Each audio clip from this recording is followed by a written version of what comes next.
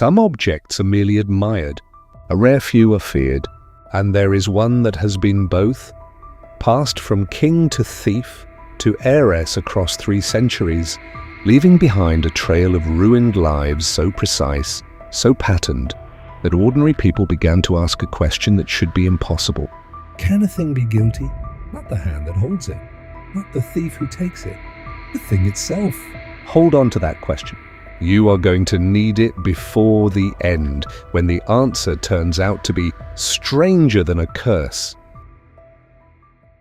Picture a stone the size of a walnut, cool and surprisingly heavy in the palm, cut into 60-odd facets that throw back the light like water moving under a winter moon. In daylight, it is a deep, oceanic blue, the rarest color a diamond can wear. A blue so saturated that jewelers struggle to describe it without reaching for the word violet. But carry it into a dark room, cut every light, and turn an ultraviolet lamp against its surface, and something happens that unsettles even the scientists who handle it today. It does not fall dark, it glows. A burning blood-red glow that lingers for whole minutes after the lamp is switched off, as if something inside the stone is still smoldering, still angry, still awake. This is the Hope Diamond. 45.5 carats of it. And that red breath in the darkness is the first genuinely true thing about this object. Because almost everything else, as you are about to see, is a quiet war between fact and story. To understand why the world came to fear it, you have to follow it back to the ground it was torn from. The stone was born in the legendary mines of Golconda in southern India sometime before the 17th century, in an age when India was the only source of diamonds the world knew. The first man we can actually name who carried it west was a French merchant and traveller named Jean-Baptiste Tavernier, a man who crossed continents on the strength of his eye for stones. He brought home a raw, uncut blue diamond of around 115 carats, a giant, and sold it to a king who collected beautiful things the way other men collect debts, Louis XIV, the Sun King himself. The royal jewelers cut and recut it into a brilliant blue gem, and at the gilded court of Versailles they gave it a name worthy of an empire, the blue diamond of the crown, the French blue. For nearly a century, the stones simply glittered at the throat of absolute power, worn by kings who believed they would rule forever. But empires fall. And when this one finally fell, it did not fall quietly. It fell in fire and blood. In 1792, as revolution tore through Paris and the monarchy collapsed, the royal treasury was looted over several chaotic days, and the great blue diamond simply vanished into the dark of history for 2 full decades. When a deep blue diamond finally surfaced again in London, it had been recut. Smaller now, its shape altered, its origins conveniently and deliberately blurred, so no one could prove where it came from. A wealthy banking family eventually bought it, and it is their name the stone still carries to this day. Hope. A hopeful name, almost a cruel joke, for an object that was about to earn the exact opposite reputation. Because it is here, as the diamond slipped into private hands and crossed the Atlantic toward America, that the deaths people would later count began to gather around it like moths drawn to a cold and beautiful flame. And to truly feel why this stone broke people, you have to meet the woman who loved it most.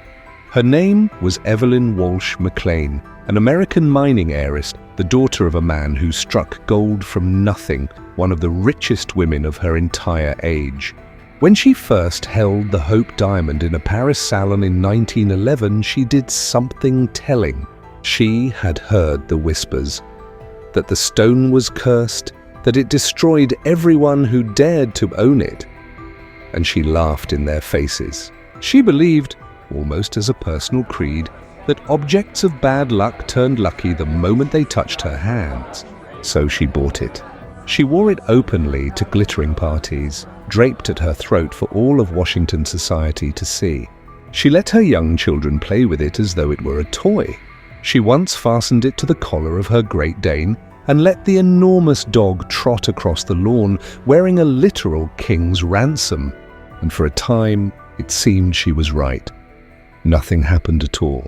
But the cruelest part of her story arrived later.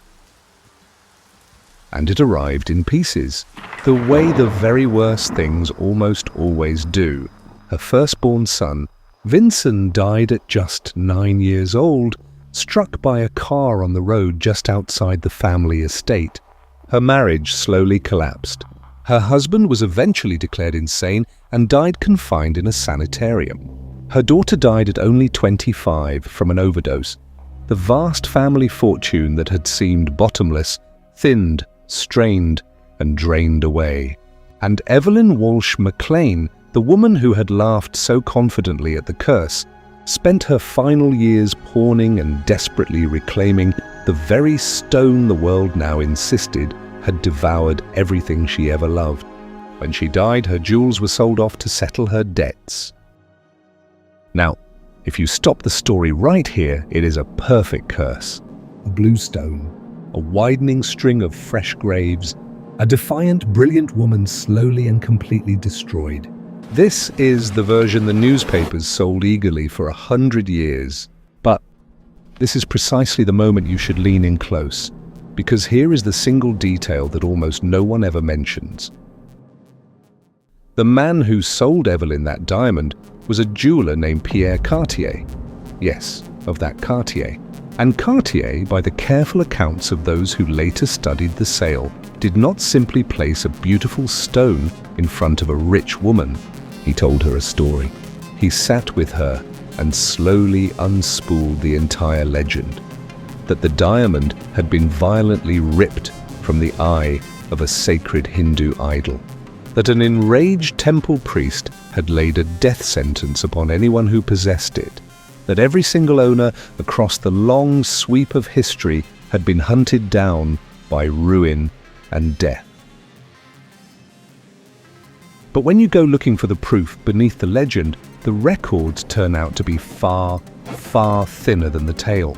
The story of the stone being torn from an idol's eye has no solid historical source at all. The lurid claim that Tavernier, its very first carrier, was later ripped apart by a pack of wild dogs is almost certainly false. The man lived comfortably into his 80s. The curse, in other words, was not uncovered. It was authored. Cartier understood something most people will never say out loud, that a dangerous object is far more desirable than a safe one, and that fear, when it is packaged with enough elegance and whispered with enough conviction, does not lower the price of a thing. It raises it, so now you are holding two stones in your mind at the very same time. One is a genuine curse, an object so soaked in misfortune that grown adults still instinctively lower their voices when they stand near its glass. The other is an ordinary, if extraordinary, blue diamond wrapped in a brilliant piece of salesmanship. Its body count quietly assembled from coincidence, exaggeration, and the simple statistical truth that if an object passes through enough hands across 300 years, some of those hands are bound to meet tragedy. Which one is real? Consider that Evelyn's losses were devastatingly, undeniably real. A small child dead in the road, a daughter gone far too young. No marketing campaign on earth dug those particular graves.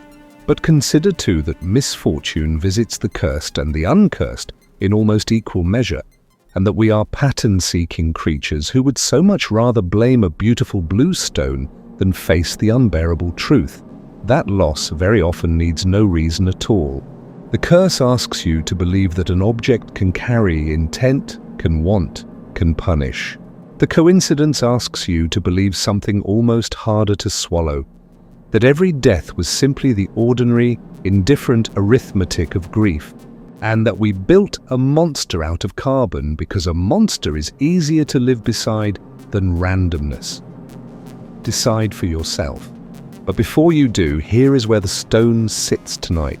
In 1958, the jeweler Harry Winston who had come to own it, mailed the Hope diamond to the Smithsonian Institution in Washington, not in an armored convoy ringed by guards, but in a plain brown paper package sent by ordinary registered mail. It rests there now behind thick glass, turning slowly under museum light, watched by millions of visitors every single year. And the postman who delivered that package, a man named James Todd, Later had his leg crushed beneath the wheels of a truck. suffered a serious head injury, lost his wife, lost his dog, and watched his own home burn to the ground. He insisted, to the very end, that he did not believe in the curse. And maybe he was right.